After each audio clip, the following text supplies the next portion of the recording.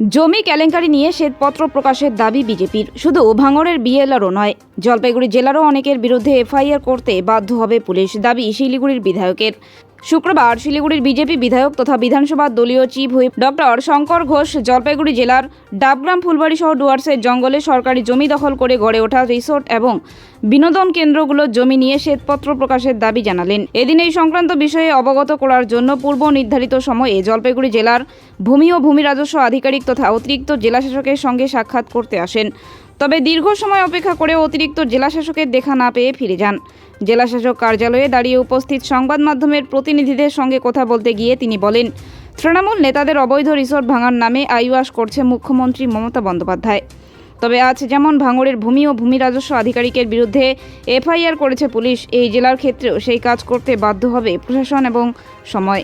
আমি আপনাদেরকে কথা দিচ্ছি সাংবাদিক বন্ধুদের মাধ্যমে যে দুর্নীতিগ্রস্ত তৃণমূল কংগ্রেসের নেতারা যারা রাজপ্রাসাদ বানিয়েছেন অফিসার্সদেরকে হাতে রেখে বা তাদের সহায়তা নিয়ে, মুখ্যমন্ত্রী যাদেরকে বলেন লোভী অফিসার, আজ নয় কাল যেভাবে ভাঙড়ের বিএলআর আজকে পুলিশ বাধ্য হয়েছে এফআইআর করতে, এই সবগুলোর বিরুদ্ধে এফআইআর করা হবে।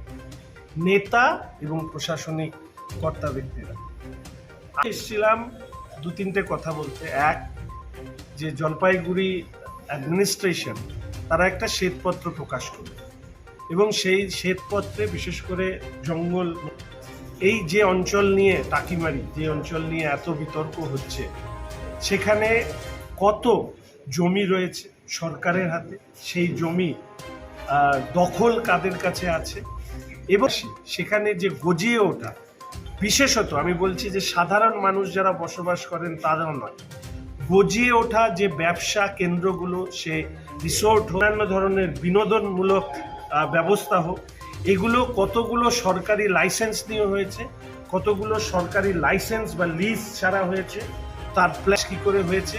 এবং সব থেকে আশ্চর্যের ব্যাপার যে পুলিশ প্রশাসন, বিএলআরও, বিডিও, এরা তো সবাই জলপাইগুড়িতেই থাকেন, মুখ্যমন্ত্রীর বাইরে ঘুরতে যাননি।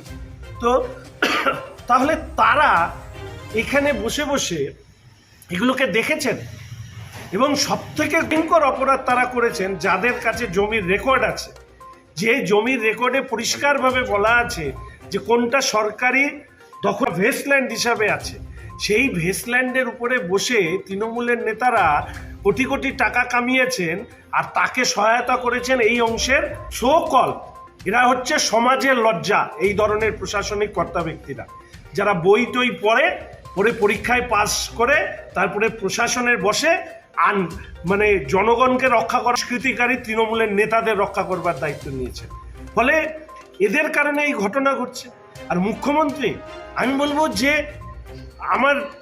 ওনার মানে আমি সেই পথকে সম্মান করি, কিন্তু ওনার মতন মিথ্যেবাদী, নাটুকে এবং উত্তরবঙ্গকে পথে বসানো মুখ্যমন্ত্রী আমি আর